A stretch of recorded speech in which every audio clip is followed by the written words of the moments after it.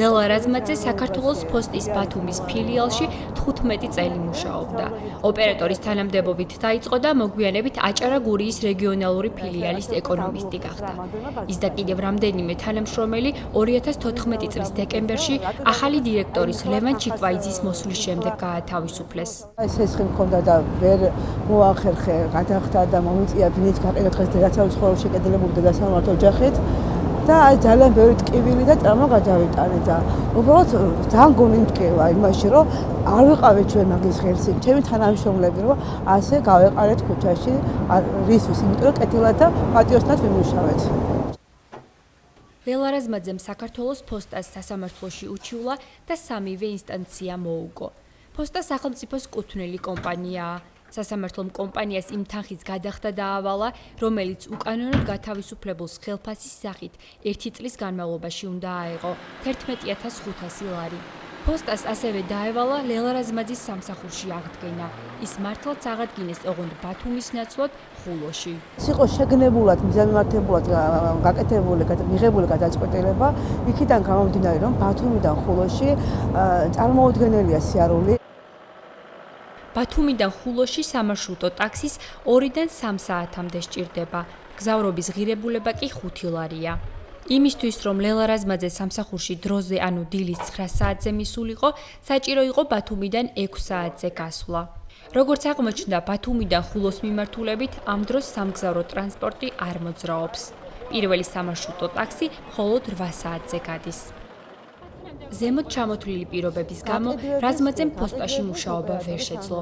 ამიტომ სასამართლოს ისევ მიმართა. ახლა კი ხელახლა უწევს სამივე ინსტანციის გავლა. პირველი ინსტანციის სასამართლო უკვე მოიგო. ლელა რაზმაძე სამსახურში დაბრუნებისთვის ბრძოლას განაგრძობს. როგორც აღმოჩნდა, ფოსტა სხვა თანამშრომლების შემთხვევაშიც მსგავსად მოქმედებს, რის გამოც კომპანიას უკანონოდ გათავისუფლებულებისთვის ასეულობით 1000 ლარის გადასახადი დაეკისრა. სახელმწიფოს ადგება მნიშვნელოვანი ზიანი 800,000 ლარზე მეტი თანხა უკვე გადახდილი ამ ადამიანებზე და კიდევ დანარჩენი სარჩელების დაკმაყოფილების შემთხვევაში 1,300,000 ლარზე აღემატება ეს თანხა. სქემა ასე გამოიყურება. ფოსტიდან გათავისუფლებულების უმრავლესობა იგებს პირველი ინსტანციის სასამართლოს. ამ გადაწყვეტილებას ფოსტა ზემდგომ სასამართლოში ასაჩივრებს. ამისთვის იხდის სახელმწიფო ბაჟს. წაგების შემდეგ ფოსტა უფრო ზემოთ უზენაეს სასამართლოში ასაჩივრებს და უფრო მეტი ბაჟის გადახდა უწევს. ამით დავა თვეობით იწელება. წაგების შემდეგ კი ფოსტას გათავისუფლებულებისთვის ამ თვეების ანაზღაურების გადახდა ეკისრება. ფოსტა კარგავს გადახდილ ბაჟს და ზოგჯერ სასამართლოს გადაწყვეტილების აღსრულების თანხაც ეკისრება. ჯამში სოლიდური გადასახადი გამოდის. ასე მოხდა ათეულობით საქმეში. ჩვენ საქართველოს ფოსტა ვართ. სტუდია მონიტორმა საქართველოს ფოსტაზე ჟურნალისტური გამოძიება 2015 წელს გააკეთა. კომპანიაში ახალი მმართველების მოსვლის შემდეგ რამდენიმე ათეული ძველი თანამშრომელი დაითხოვეს. რის შემდეგაც დირექტორის ლევან ჩიკვაიძის ახლობლები და ქართული ოცნების მხარდამჭერები დაასაქმეს. სწორედ იმ დროს გათავისუფლებულები უგებენ დღეს ფოსტას სასამართლო პროცესებს. მათ შესახებ კომენტარზე ლევან ჩიკვაიძემ უარი გვითხრა. ჩვენ საქართველოს ფოსტას წერილობითაც მივმართეთ. ჯამში რა თანხის გადახდა მოუწია კომპანიას უკანონოდ გათავისუფლებულებისთვის. ამ შეკითხვაზე არ გვიპასუხეს. საქართველოს ფოსტის მსგავსად არასასურველ ადამიანებს სხვა საჯარო უწყებებიც ათავისუფლებენ. არა, ყველა შემთხვევაში ჩვენ ვასაჩივრებთ. მაია ღურწკაია უკვე 4 თვეა ზუგდიდის რაიონულ სასამართლოში სამსახურში აღდგენის მოთხოვნით იბრძვის. ის გამგეობის საზოგადოებასთან ურთიერთობის სამსახურიდან გაათავისუფლეს, რადგან საატესტაციო გამოცდაზე, როგორც ღურწკაია ამბობს, გამგებელს მისი პასუხი არ მოეწონა. გამგებელმა მთხოვა, რომ ჩამომეთვალა, რამდენი ადმინისტრაციული ერთეული იყო, მე დაუსახელე, რომ 48 ადმინისტრაციული ერთეული გვაქვს, მაშინ მთხოვა, რომ აბა ჩამოთვალეთ. დავიწყე 48 სოფლიდან, ზუსტად ის თქვი უცებ, რომელიც მომაფიქრდა, გამომდინარე იქიდან, რომ 48-დან 21 ჩამოთვალა. ამ კითხვის შინაარსით სასამართლო პროცესზე დაინტერესდნენ. თუმცა ზუგდიდის გამგებელმა ვერ დაასახელა, რა ტიპის ცოდნის შეფასებას სურდა ამ შეკითხვას. რომელ კრიტერიუმებზე შეფასების საშუალებას გაძლევდა? ელემენტარული ზუგდიდის მუნიციპალიტეტის შეძლება. რაც წარმოადგენს ურის მუნიციპალიტეტი, ეს ადამიანი გვარიცის ნაშეზულის მუნიციპალიტეტში არ უნდა იმუშაოს. მაია ღურწკაია ამბობს, რომ მისი გათავისუფლების ერთადერთი მიზეზი პოლიტიკური შეხედულებებია. დიდი პრობლემა იყო ჩემი პარტიული კუთვნილება, რომ მე ვიყავი რესპუბლიკური პარტიის წარმომადგენელი. სია იყო შედგენილი არჩევნების დამთავრებისთანავე და სია იყო ესეთი წინადადებით, ვინ ჩვენ ამ არჩევნებში არ გვეხმარებოდა, ყველანი აუცილებლად უნდა გაუშვათ სამსახურიდან. საატესტაციო კომისიაში კონკურსანტების ცოდნას 7 ადამიანი აფასებდა.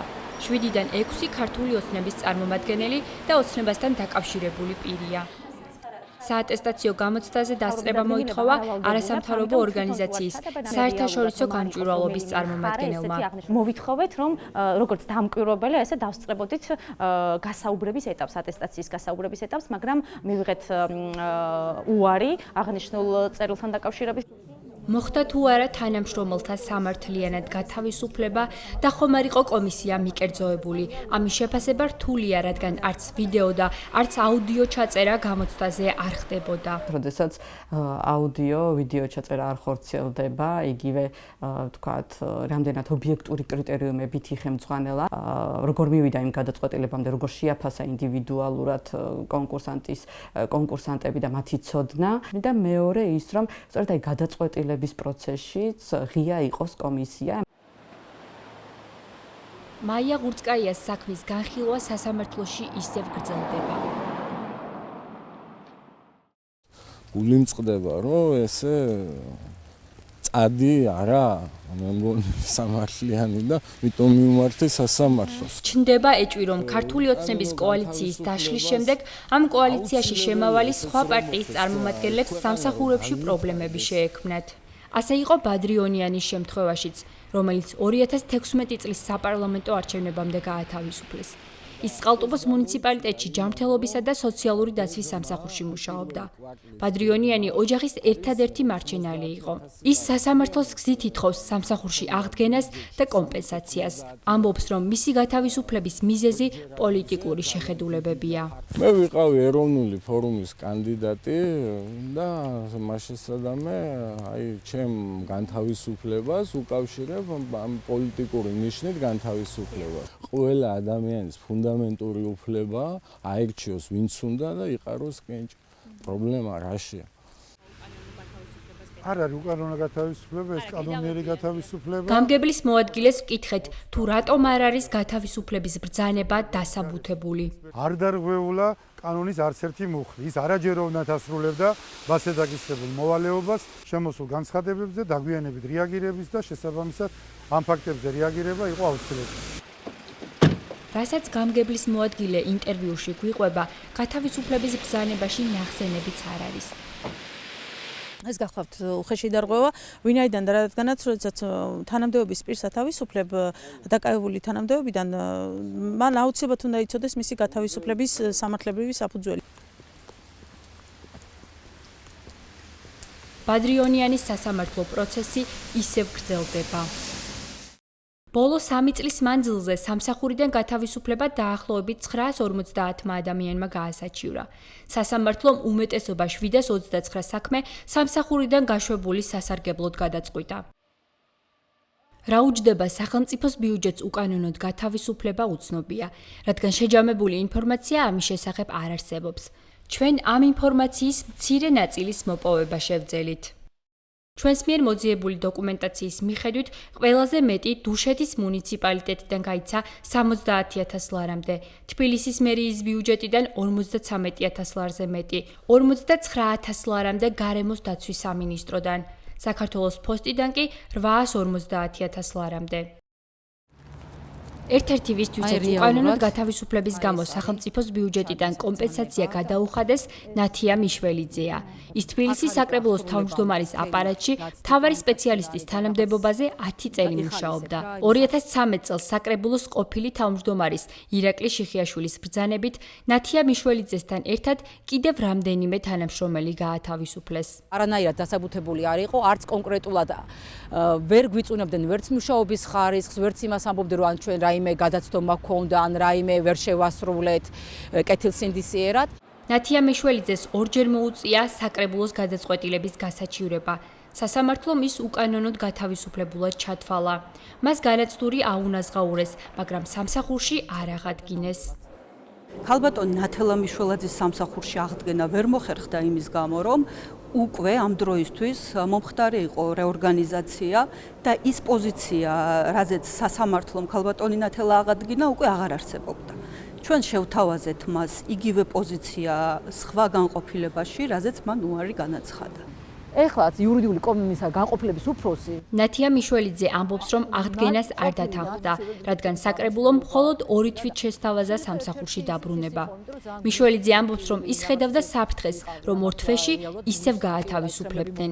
გაშვება უნდათ თორე. ამასთან, როგორც ნათია მიშველიძე ამბობს, რეორგანიზაცია მხოლოდ ფორმალური იყო და საკრებულო მის თანამდებობას მხოლოდ დასახელება შეუცვალა. 2 თვეში ჩატერდებოდა კონკურსი, ამ კონკურსზე მიიღებდა ნებისმიერი ადამიანი მონაწილეობას. ეს კონკურსები როგორი პირობებითაც ტარდება საქართველოს ყველამ კარგად იცის. რეალურად უკვე იმ განყოფილებაში ყავდათ აყვანილი ადამიანი ხელშეკრულებით, რომელიც გამიზნული იყო უკვე ამ ადგილისთვის. შემომთავაზე მე სანამ სხვას მიიღებ. ნათია მიშველიძე დღემდე ელოდება, რომ სასამართლოს გადაწყვეტილება აღსრულდება და მას შესაბამის სამსახურს შესთავაზებენ. ჩვენ არ დავობდით, რომ რეორგანიზაცია არ ჩატარდა. რეორგანიზაცია ჩატარდა, იმიტომ რომ ხალხი გაუშვეს. სასამართლოს მიმართა ქეთევან კიკვიძემაც. ის საზოგადოებასთან ურთიერთობის სამსახურის აპარატში მუშაობდა გაერთიანებული წყალმომარაგების კომპანიაში. ამ კომპანიის 100% წილის მფლობელი სახელმწიფოა. სასამართლო მისი გათავისუფლება უკანონოდ მიიჩნია. კომპანიას სოლიდური თანხის გადახდა მოუწია. სასამართლომ კომპანიას ასევე დაავალა ქეთევან კიკვიძის სამსახურში აღდგენა. ის მართლაც აღადგინეს, თუმცა რამდენიმე თვეში ეკონომიკური კრიზისის მომიზეზებით გაათავისუფლეს. როდესაც თანამშრომელს ანთავისუფლებ მოტივით ეკონომიური კრიზისით და აძლევ მას კომპენსაციას, ხო? და კიდევ მან თავისუფლებ იგივე მუხლით და კიდევ მაძლევ კომპენსაციას, ეს არ არის ეკონომიური ხელშეწყობა ისევ კომპანიის, ეს არის სახელმწიფო თანხების ფლანგვა. სასამართლოს გადაწყვეტილებით ქეთევან კიკვიძე სამსახურში უნდა აღედგინათ. თუმცა გაერთიანებული წყალმომარაგების კომპანიამ სასამართლოს ამ გადაწყვეტილების მერე ის თანამდებობა გააუქმა, რომელსაც ქეთევან კიკვიძე იკავებდა. წყალმომარაგების კომპანიამ სულ უკანონოდ გათავისუფლებულებისთვის 52,000 ლარამდე გადაიხადა. სასამართლო გადაწყვეტილებით მე რაც დამევალა, შესაბამისად იმას შესრული გარემოებიდან გამომდინარე ვერ აღვადგინათ. გათავისუფლებულთა ნაწილი მიიჩნევს, რომ ისინი სამსახურიდან პოლიტიკური ნიშნით დაითხოვეს. სტუდია მონიტორმა მათ შესახებ 3 ფილმი მოამზადა. მთავრობები იცვლებიან, მსგავსი მიდგომა კი პრობლემად ისევ რჩება. ეს არის ფასადური რეორგანიზაცია და მე და ჩემნაირები ძალიან ბევრი ვართ ამ ფასადური რეორგანიზაციის მსხვერპლი და მე თუნდაც ამიტომ გადავწყვიტე ეს რომ მებრძოლა, თუნდაც იმიტომ რომ ბრძოლას აქვს აზრი.